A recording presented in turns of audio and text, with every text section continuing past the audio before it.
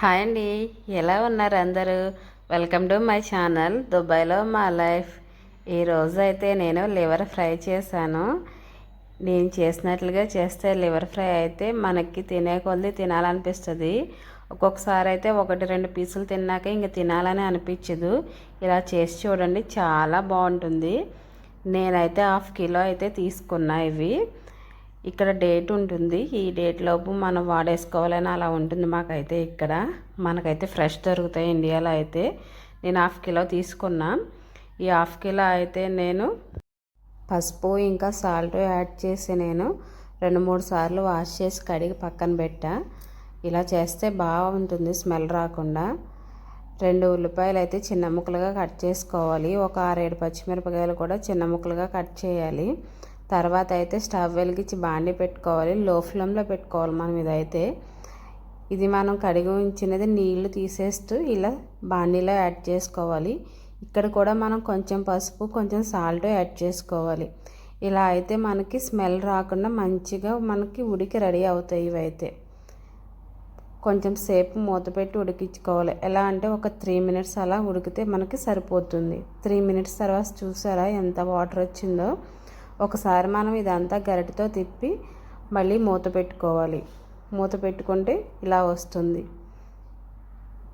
మొత్తం మనం వాటర్ అంతా ఈ వాటర్ అంతా మనకి ఆవిరైపోయేంత వరకు మనం ఉడికించుకోవాలి. చూసారా, ఇలా వచ్చేంత వరకు ఉడికించి స్టవ్ ఆఫ్ చేసుకోవాలి. ఇవి పక్కకు ప్లేట్లో తీసుకుని అదే బండి క్లీన్ చేసుకుని మనం 4-5 స్పూన్లు ఆయిల్ యాడ్ చేసుకోవాలి.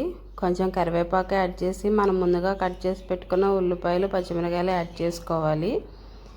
ఈ ఉల్లిపాయలు అయితే మనకు పచ్చివాసన పోయేంత వరకు వేయించుకోవాలి.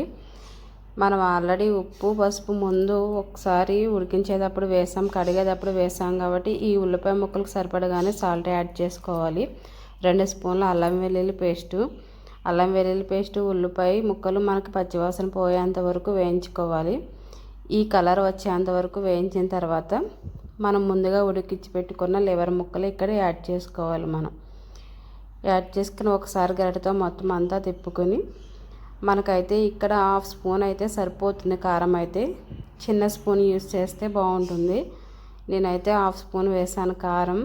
ఇంకా గరం మసాలా 1 స్పూన్, ధనియాల పొడి 1 స్పూన్ యూస్ చేసి లాస్ట్గా అయితే కొత్తిమీర కూడా మనం వేసుకొని ఒకసారి గరిటెతో మొత్తం అంతా తిప్పుకొని మూత పెట్టి ఉడికించుకోవాలి.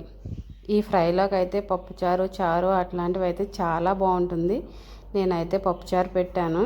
ఈ కాంబినేషన్ అయితే మా ఇంట్లో చాలా ఇష్టం. చూసారా, 2 నిమిషాల తర్వాత అయితే మనకి ఫ్రై మొత్తం రెడీ. స్మెల్ అయితే చాలా బాగా వస్తుంది. మనం అయితే ఇప్పుడు స్టవ్ ఆఫ్ చేసుకుని సర్వ్ చేసుకోవడమే.